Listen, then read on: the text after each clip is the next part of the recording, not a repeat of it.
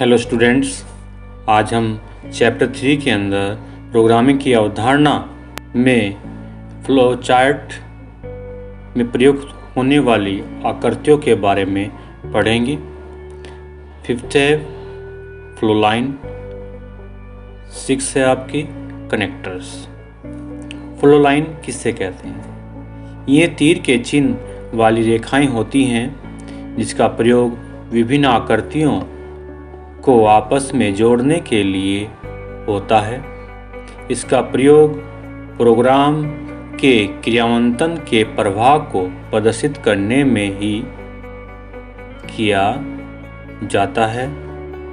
सामान्यतः प्रोग्राम के क्रियान्वयन का प्रवाह ऊपर से नीचे व बाईं से दाईं ओर होता है। फ्लो लाइन द्वारा आपको दर्शाया गया है कि फ्लो लाइन ऊपर से नीचे और बाएं से दाएं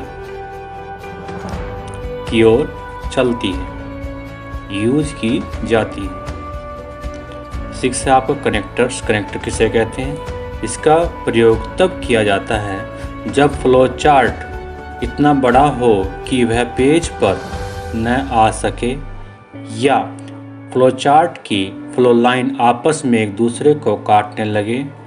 ये आकृति में गोलाकार होते हैं जिन पर अक्षर या अंक इसलिए लिखे जाते हैं जिससे आपस में इनके लिंक का पता लग सके।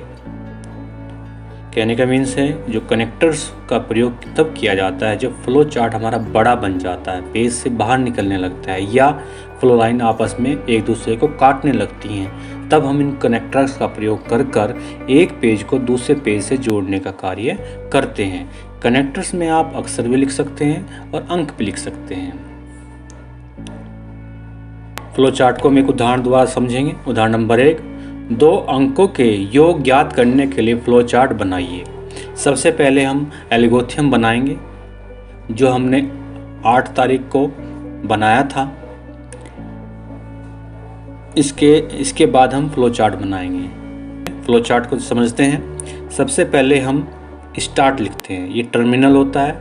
ये फ्लो चार्ट में स्टार्ट में आता है टर्मिनल और एक एंड में आएगा। स्टार्ट में स्टार्ट लिखा जाता है और जब अंत होता है तब स्टॉप लिखा जाता है। ये होता है टर्मिनल, अंडाकार। ठीक है। फिर यूज किया जाता है इनपुट आउटपुट बॉक्स। इसका प्रयोग इनपुट और आउटपुट करने के लिए किया जाता है और जब हमें कोई अंकगणितीय क्रियाएं करनी होती हैं तब हम प्रोसेसिंग बॉक्स का प्रयोग करते हैं। तो यहाँ पर 2 नंबरों का योग किया गया है, तो समझते हैं। सबसे पहले स्टार्ट, उसके बाद इनपुट बॉक्स बनाया जाएगा। इनपुट बॉक्स में हम 2 वेरिएबल लेंगे, इनपुट ए, इनपुट बी। ठीक है। उसके बाद हम फ्लो लाइन द्वारा एक आकृति को दूसरे आकृति से जोड़ते चले जाएंगे। उसके बाद प्रोसेसिंग बॉक्स का यूज करेंगे। इसमें हमने total equal to A plus B लिखा है। करने के बाद जो ए की वैल्यू है और जो बी में वैल्यू है उनका टोटल होकर हमारा टोटल वेरिएबल में आ जाएगा।